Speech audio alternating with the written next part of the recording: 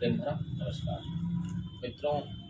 एक जंगल की घटना है। उस जंगल में एक गडेरिया अपने भेड़ों को लेकर जाया करता था चराने के लिए। उसी जंगल में एक शेरनी रहती है। एक बच्चा नवजात शिशु को जन्म देती है, लेकिन दुर्भाग्य से उस शेरनी का शिकार शिकारी कर लेते हैं। उन्हें बच्चों को फिर दूध पिलाने नहीं आ पाती है।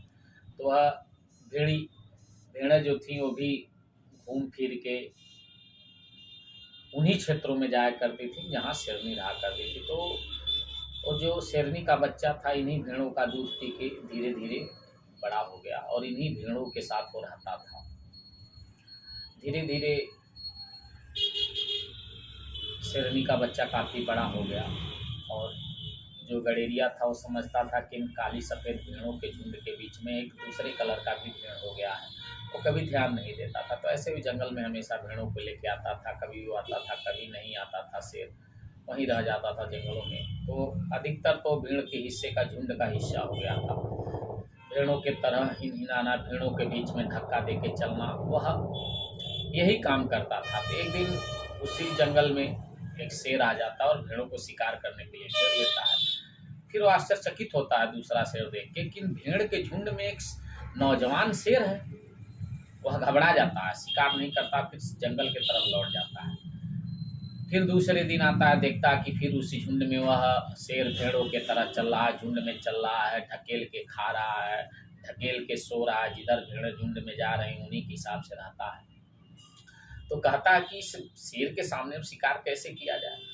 तब ये वह एक प्लान बनाता है कि इसको कम से कम ये तो याद दिलाया जाए कि ये भेड़ नहीं है, शेर है। तो अगले दिन झुंड के भेड़ों को घेर लेता है। अब जो ही शेर उस शेर को पकड़ता है, वो भेड़ की तरह गिड़गिड़ाने लगता है, भाई बाप हजूर मुझे छोड़ दीजिए, मारिए मत।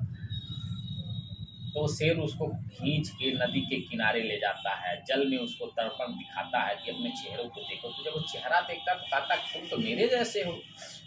तो मित्रों, होता क्या है, जो समाज में अपने आप को आधिपत्य बनाते हैं, चीज़ों को डाइवर्जन करते हैं, अधिकारों को बांटते हैं, वह ऐसे ही समाज में आप शेर की तरह प्रकृति ने आपको पुरुषार्थ दिया, पैदा किया, आप कुछ भी कर सकते हैं, लेकिन आपको उस झुंड में रखा जाता है ताकि आप उस भेड़ों के झुंड में शेर होते हुए भी भेड़ों की तरह जीना सीख जाइए।